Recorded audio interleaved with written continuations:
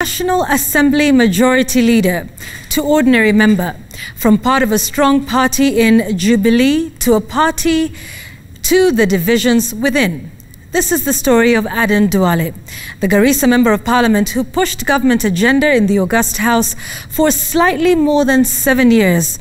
Now sits in the backbench pondering what the future holds. He's aware that the two men he supported and ended up forming government have almost parted ways. Instead, a new reality has set in. The handshake reality, leaving men like Duale at a loss for words. Citizen TV's political editor Francis Gashuri went in search of Duale in Garissa to talk politics. Here is that interview.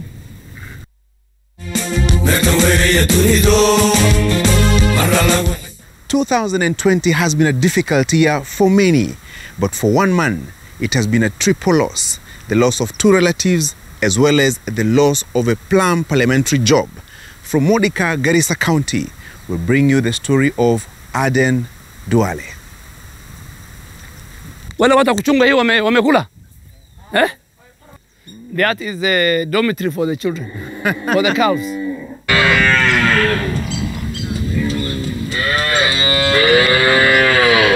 Particularly, the loss of my mother was something that was very devastating. She was the pillar of my life. She was a pillar in our family. Yes. And your brother too? Oh, yes.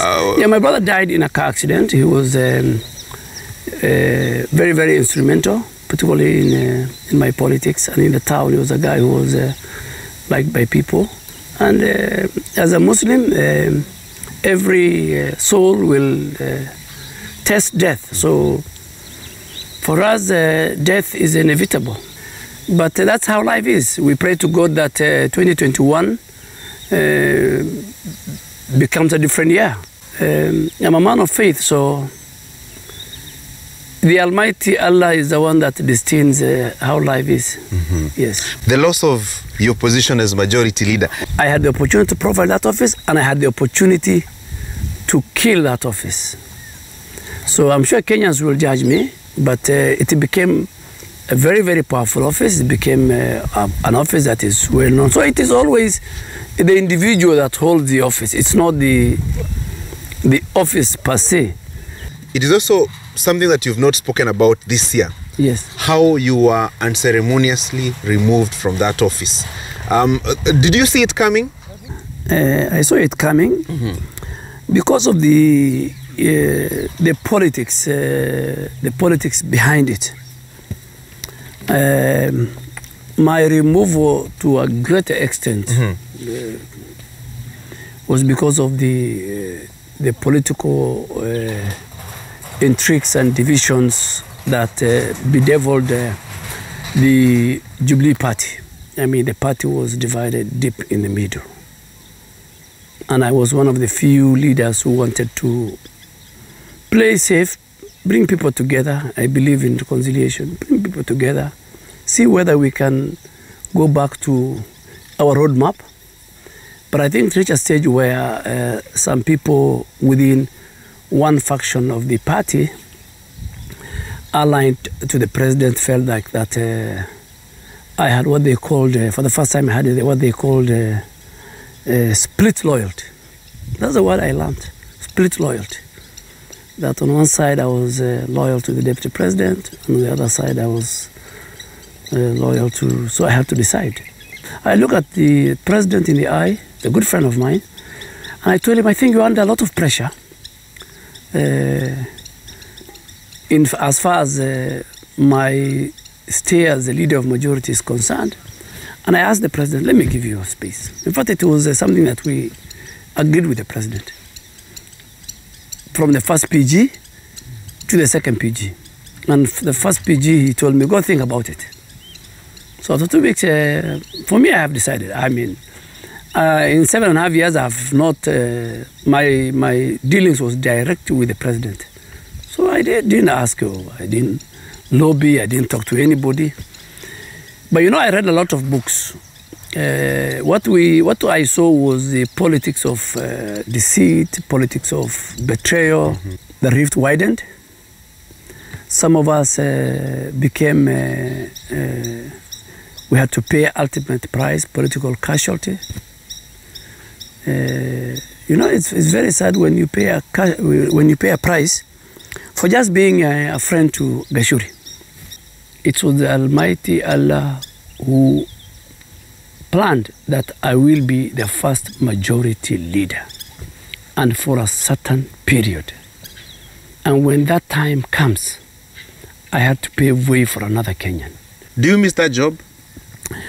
You know, I was very workaholic. So now I have a lot of free time. That's the only thing. Do you feel a personal loss in terms of power, influence? I think you know me for many years. I am not one person who is obsessed with power, because power is transient. Power comes and goes. My advice to people is that a time will come when you leave that office. So it is in your best interest that when you leave it, you have more friends in the streets than enemies. The purge in Jubilee, it was called a purge. Yes. And it was ostensibly to punish those who are seen as not loyal to the president and those who are seen as loyal to the deputy president. A number of us, me included, maybe in different way, were victims of the deteriorating relationship within the Jubilee family, politically speaking. But you know, it's reached a stage where the people who were scheming all this within the president's circle felt very uncomfortable with my presence. Is that even if we change everybody else, the alpha and omega of William Ruto, so-called, is Duale. So this guy has to leave. So they were blinded on what I was doing for government. They were blinded on my relationship with the president. And at one stage I saw that they were really pushing the president to a corner, saying that this guy has to leave. But I said, so be it. And I told the president, in fact, at one time I told the president, I think, Your Excellency, I can see you have a lot of, you're under pressure. So let me, you are a good friend of mine. And let me tell you, I have a lot of respect for President Kenyatta, not now and even in the future. There's a lot of things that President Kenyatta did for me, both at a personal level, at a community level, and at a constituency level. I mean, he is one president who has transformed my constituency, from electricity, national grid, to the solar projects, to the universities, to many things. So for me, that's why I'm not a bitter man. I mean, I did my work. I am sure where he's sitting, he is very, very happy. During my exit, he spoke for 40 minutes, and I think 30 minutes he had very kind words for me. Did you at one point find yourself in a catch-22 situation where you had to choose either to support the president or the deputy president to keep your job? And how did you deal with that dilemma? No, job was not that much of a priority. What was more of a priority was how to bring the unity of the Jubilee family and the government. But what happened? They took up a Moja thing, and the unity of Jubilee is not even now within the Jubilee family. You know, so people are talking about the handshake, the unity of Kenya. We want to unite Kenya. What are uniting? For Kenya to be united, the Jubilee family must first be united. For Kenya to be united, the president and the deputy president must be united, must be like they were in 2013. I will not be part and parcel of a group or a cabal, as they call it, that for their own personal and political reasons want me to join in a scheme to undermine the office of the deputy president. Even that time, just before your removal as majority leader, you seemingly played safe. You didn't want to antagonize the president's side, and you didn't want to also look like you're betraying the deputy president's side. Were you? Would somebody call you the offensive at that point? No. You follow my history. I mean, the President Kenyatta, I have a very long history with him. History that cannot be erased within 2 years. He will retire tomorrow. He'll still be my friend. Where he goes wrong, I'll say it. The deputy president is a very close friend of mine, one of his key allies. But still, I will not go into a podium and abuse and do things just because I'm a friend of the deputy president. So I think in our second term, there are people who, for their own reasons, and Kenyans know them, for their own reasons, they are giving the president advices that are not in the best interest of the country. But, and I have a feeling,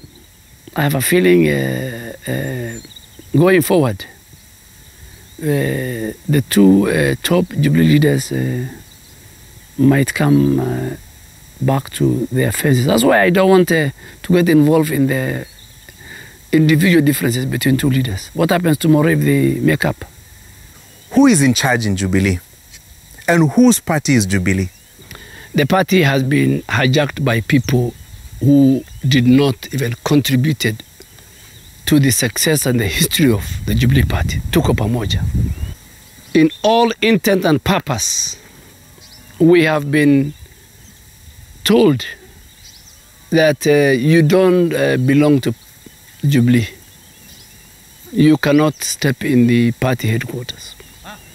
So like me, I pass the party headquarters every morning on my way to work and from work because I live along Kembu Road. So it's a very, very sad thing, you know, a party that was born out of the merger of 14 different political parties. We will live, I mean, we have options, and I think they will be shocked when they see Jubilee, that huge monster called the Jubilee Party, you know, close to CCM or ANC, or maybe the Democratic or the Republican Party of the US, becoming a shell. You saw in the last by-election. In the last by-election, Jubilee lost in our stronghold. I mean, we lost in, how can we lose an MCA seat in Muranga? How can we lose an MCA seat in Nakuru? This was the Jubilee bedroom. We have a plan. Plan B, you call it? Oh, yes, we have a plan. I mean, if you have a candidate and you want to ascend to power and take over government in 2022, the first thing you need is a vehicle. Am I right? So the vehicle is ready. The vehicle is in the garage, maybe. Maybe we are finished. We are looking for the license, the insurance, make sure it looks nice, carries more people. So a vehicle will be ready. And you will be shocked. And you will see that parties are not buildings, parties are not in the individual staff, parties is the rank and the file membership.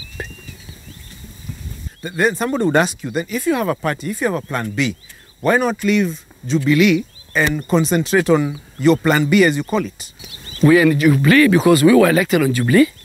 We invested in Jubilee. We will wait until our term is over. But going forward, watch this space. We will have a plan B. Not that we are working on we are going to work on a plan B. We have plan B. What is your opinion? What are your thoughts about the clamor for amending the constitution? This constitutional amendment is not people-driven. It's not parliamentary-driven. It is driven by the so-called handshake. Is it the right time? The constitutional amendment must be how we first implemented the existing constitutional amendment. Is there a need? And that need must come from the people. So all those notwithstanding, I have no problem. This Constitution amendment is more focused on and driven by the leadership, the political class. It's not the citizens driven, creating positions for the 5 major tribes. To say it, let's call a spade a spade. So what happens to the rest of us, 38 plus? You have not dealt with the WACI report. You have not dealt with the Krieger report. Krieger report alone, if you implement it, it will deal with 90% of the electoral malpractice that goes on in our country. You know, a good example in that report is that IBC must be in place 2 years before the general election. You see now, every time some people, when they lose election, they say IBC must go. So you are taking the powers of IBC in terms of delimitation of the constituencies. You create 70 constituencies. So right now, 349 members of parliament. Members of parliament in the current parliamentary system, they even don't get time to speak. You want to increase the parliament to 560. I think they should even be taken. I mean, even there's no need of becoming a member of parliament in Kenya now. Because you might stay for 5 years and you didn't get a chance to speak. Because from 2:30 to 7, you can only have 24 members if you give them each one 10 minutes. For me and for many of us, I think the best thing, and why I agree with the Deputy President, if it has to come, if it is not people-driven, then allow the people to choose what to support. And then, you know, I'm happy the President has listened to many of us. He has removed the interference of the independence of the IBC, the interference to some extent of the judiciary, the interference of the police council, the independence of the police. But I think still 19 counties miss out on a function that belongs to IBC in terms of delimitation based on the census. What formula was used in making sure that the 70s. So there's a lot of gray areas, but the people of Kenya will make a decision in one way or the other. And if if you're told the train has left the station, and how will you catch up with this train with the issues that you're raising now? Those are impunity. There's no train. Train has left the station. Which station? And a train must leave a station with passengers, with a very clear-cut destination.